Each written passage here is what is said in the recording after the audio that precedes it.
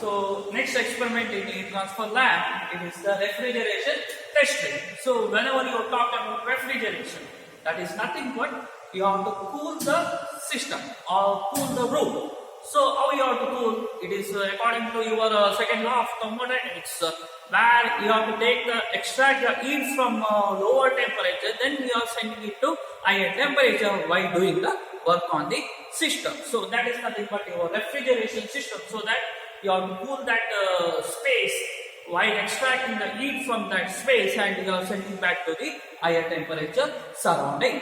So in this refrigeration testing, we are using the R134A refrigerant. So in this refrigerant, whenever you talk about refrigeration, we have the four components. First one is the compressor, then we have the condenser, then we have the expansion valve, then we have the refrigeration chamber, or here we are called it as chiller. So first we will take about compressor. So this is the compressor, we can see over here. So in this will be the refrigerant inlet. So inlet will be there.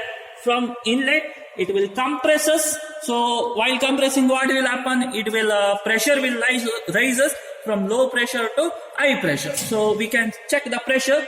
This is the low pressure, this is the inlet compressor pressure, and this will be the outlet compressor pressure. So only within that two pressure range, your refrigeration system will work. So low pressure and high pressure, inlet pressure for compressor, outlet pressure for compressor. So after outlet compressor, it is going to your condenser. So this is your outlet refrigerant.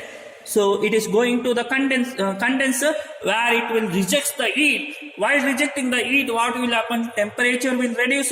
So vapor state refrigerant will become liquid state. So from the condenser, it is coming over here. So liquid refrigerant will come over here.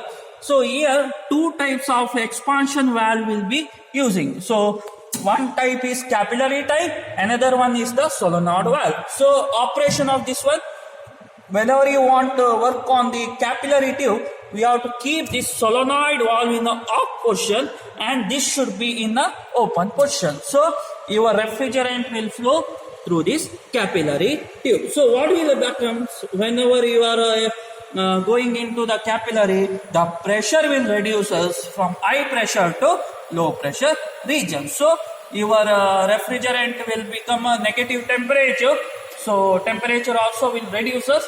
So liquid refrigerant, it will goes into your chiller. So here chiller, it will extract the heat, and that chamber will become cooling, or we can see over here, this is your chamber where cooling is required, or we will call it as evaporator. In the theory part, we will call it as this portion is a evaporator, where you have to cool the system. So this is how your refrigerant flow will take. If you want to work on a solenoid, what you have to do?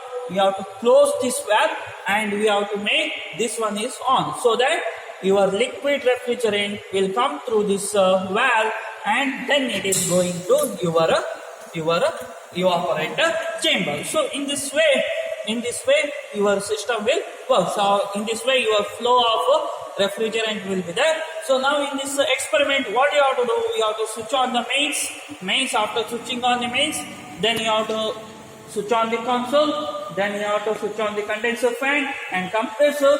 Then we have to wait for steady state for some time. Then afterwards you have to note down the temperature. So here it is that temperature T1, T2, that represent compressor inlet and outlet temperature T1 and T2. So after compressor outlet will be the inlet for your condenser. So T3 will become condenser outlet temperature. Next T4 will be the expansion outlet temperature. Then T5 will be the evaporator water temperature. So that will be the temperature. You have to note down in the table. After noting down in the table, you have to note down the reading, energy meter reading. That is the work input required for the compressor. That you have to calculate. So that reading you have to note down the energy meter reading for 10 pulses or 20 pulses. Then you have to note down the voltage and ammeter reading, heat input. Then you have to note down the pressure, that is low pressure and high pressure. These two readings you have to note down. After noting down the reading, we have to find out the refrigeration effect, that is how much cooling it has done on this chiller. That you have to find out.